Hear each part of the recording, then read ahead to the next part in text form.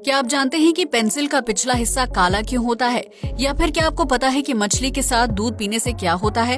क्या आप जानते हैं कि इंसान की हथेली पर लाइन क्यों होती है? यकीनन आपने आज से पहले इतने अमेजिंग फैक्ट्स नहीं सुने होंगे, इसलिए वीडियो को आखिर तक जरूर देखें। फैक्ट नंबर 1, भारत समेत पूरी दुनिया में कुछ बहुत ही मुश्किल एग्जाम होते हैं जिन्हें पास करने के लिए छात्रों को दिन रात मेहनत करके पढ़ाई करनी पड़ती है। ऐसा ही एक मुश्किल एग्जाम है गोवा काओ, जिसका आयोजन चीन में किया जाता है।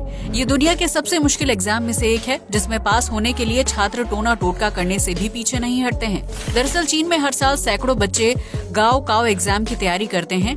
ऐसे में वो छात्र एग्जाम होने से एक दिन पहले अपनी किताबों और कॉपियों को फाड़ना शुरू कर देते हैं और उनके पन्नों को हवा में ऊपर से नीचे की तरफ फेंकने लगते हैं। इस टोटके को करने के पीछे ये माना जाता है कि किताबों को हवा में फेंकना छात्रों के लिए अच्छा लक लेकर आता है, जिसकी वजह से वो गाओ काओ जैसे मुश्किल एग्जाम में पास हो जाते हैं। हैरानी की बात तो ये है कि हवा में पन्ने उछालने वाला टोटका चीन में इतना ज्यादा मशहूर है कि कुछ छात्र नॉर्मल एग्जाम में पास होने के लिए भी अपनी किताबों और कॉपियों के पन्नों को बिल्डिंग से नीचे फेंकने लगते हैं। शायद ऐसा करने से छात्र सच में एग्जाम पास कर लेते होंगे, वरना कोई इतने बड़े पैमाने पर पन्नों की बर्बादी क्यों करेगा। फैक्ट नंबर 2, आज तक आपने एक से बढ़कर एक म्यूजियम देखे होंगे जहां मानव इतिहास और जीव जंतुओं से जुड़ी जानकारी देखने को मिलती है, लेकिन क्या आपने कभी इंसानी शरीर पर बने म्यूजियम को देखा है जिसका बाहरी डिजाइन एक बैठे हुए आदमी की तरह बनाया गया है?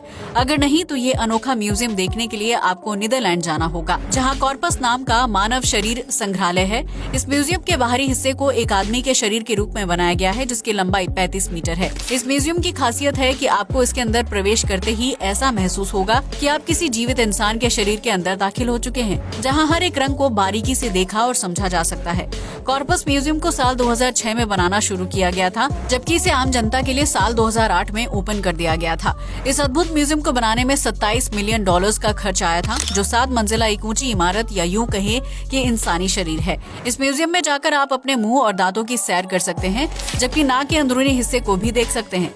ये दुनिया का एकमात्र ऐसा म्यूजियम है जहाँ इंसान को अपने ही शरीर के अंदर घूमने का मौका मिलता है। इस म्यूजियम में घूमने के लिए 15 यूरो की टिकट खरीदनी होती है, जहां हर प्रदर्शनी को आप अपने हाथों से छूकर भी देख सकते हैं।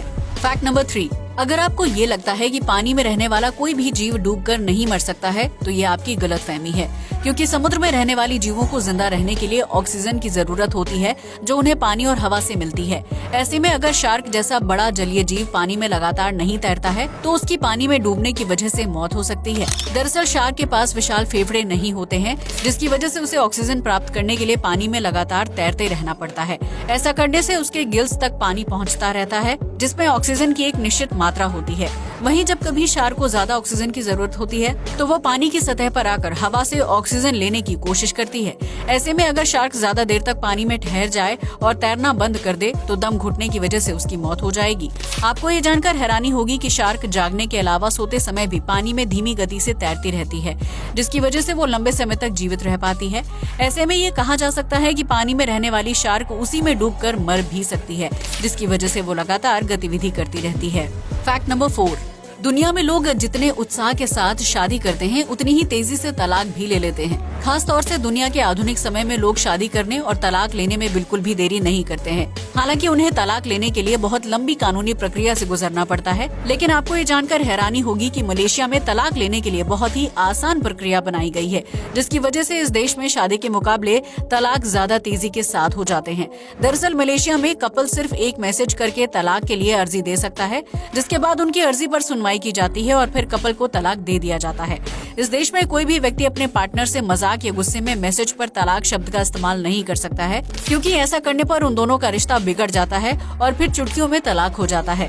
वहीं दूसरी तरफ अन्य देशों में तलाक के ऊपर चर्चा करने के लिए ही कपल्स कई बार मैसेज में तलाक शब्द का इस्तेमाल करते हैं, जबकि उसके बाद उनका रिश्ता दोबारा से सही हो जाता है। फैक्ट नंबर 5, आप में से बहुत से लोग लॉटरी का गेम खेलते होंगे, जिसमें कुछ खुशनसीब लोगों को लाखों या करोड़ों रुपए का इनाम मिल जाता है।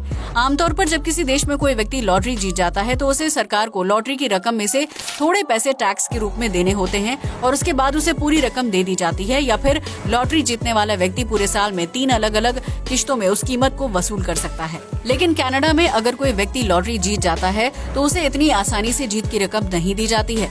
दरअसल इस देश में जब कोई व्यक्ति लॉटरी जीत जाता है तो उसे ऑफिस बुलाया जाता है और फिर उसे एक मैथ का सवाल हल करना होता है।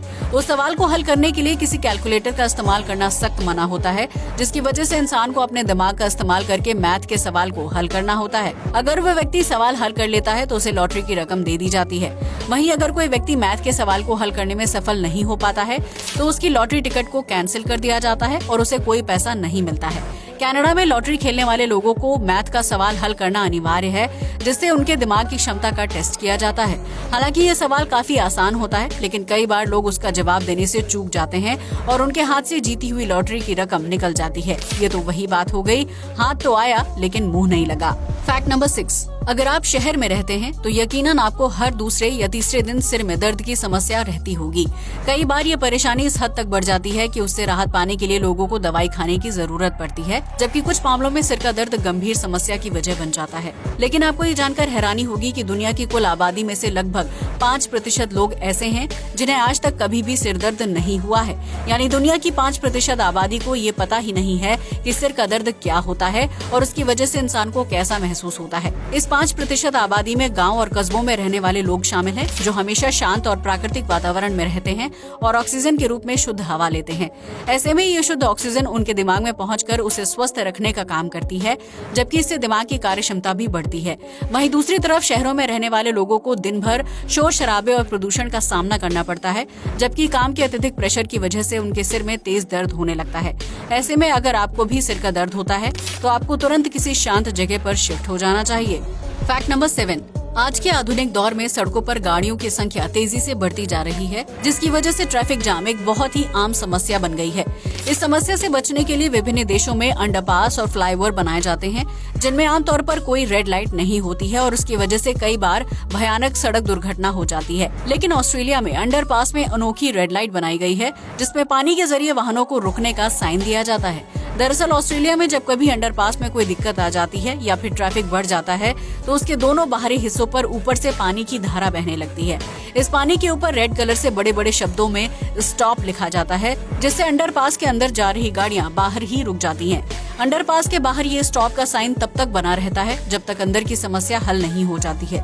इसके बाद पानी को बंद कर दिया जाता है और वाहन अंडरपास से होते हुए अपने गंतव्य स्थान तक पहुंच जाते हैं। इस तकनीक की वजह से अंडरपास में होने वाले सड़क हादसों और जाम में काफी कमी आई है, जबकि इसमें पानी की बर्बादी भी नहीं होती है। दरअसल अंडरपास के बाहर एक खास तरह का फाउंटेन बनाया जाता है, जिसमें जमीन पर गिरने वाला पानी एक पाइप लाइन के जरिए वापस ऊपर चला जाता है। इस तरह उस पानी को बार बार इस्तेमाल किया जाता है, जिससे पानी की बर्बादी भी नहीं होती है और वाहन चालकों की सुरक्षा बनी रहती है। फैक्ट नंबर 8, आपने अक्सर सुना होगा कि इंसान के हाथ या हथेली पर मौजूद लाइन उसका भविष्य बताती है, जिसकी वजह से कई लोग हाथ पढ़ने वाले पंडित या बाबा के पास जाकर अपना आने वाला कल जानने या उसे सुधारने की कोशिश करते हैं। लेकिन क्या आपने कभी सोचा है कि इंसान की हथेली पर ये लाइन कैसे और क्यों बनी होती है? अगर नहीं तो आज हम इस राज से पर्दा उठा देते हैं। दरअसल जब कोई बच्चा अपनी माँ के गर्भ में होता है तो उस दौरान उसका हाथ हर वक्त बंद रहता है। ऐसे में पूरे 9 महीने तक हाथ को बंद रखने की वजह से बच्चे की हथेली पर निशान पड़ जाते हैं, जो इतने गहरे और पक्के हो जाते हैं कि बच्चे के जन्म के बाद वो लाइंस नहीं मिट पाती हैं। बल्कि इसके ठीक विपरीत बच्चे के जन्म के बाद जैसे जैसे वो बड़ा होता है, हथेली पर लाइंस का रंग गहरा हो जाता है और वो पक्की होती चली जाती हैं। माँ के गर्भ में रहते हुए बच्चा हाथ बंद करके रखता है, हालांकि इस दौरान भी वो पेट में पूरी मूवमेंट कर रहा होता है। यही वजह है कि हर इंसान की हथेली पर लाइंस का पैटर्न अलग अलग होता है, जिन्हें आप और हम भविष्य जानने के लिए पढ़ते या दिखाते हैं। क्या आप हाथ की रेखाओं पर यकीन करते हैं? अपना जवाब कमेंट सेक्शन में जरूर शेयर करें। फैक्ट नंबर 9, अगर आप नॉनवेज खाते हैं तो आपने कभी न कभी मछली का सेवन जरूर किया होगा। ऐसे में भारत के कई राज्यों में ये माना जाता है कि मछली खाने के बाद दूध नहीं पीना चाहिए या फिर इन दोनों खाद्य पदार्थों को एक साथ एक समय पर नहीं खाना चाहिए, क्योंकि ऐसा करने से त्वचा पर सफेद धब्बे पड़ने लगते हैं। अगर आप भी इस बात पर यकीन करते हैं तो हम आपको बता दें कि ये सिर्फ एक प्रचलित मिथ है।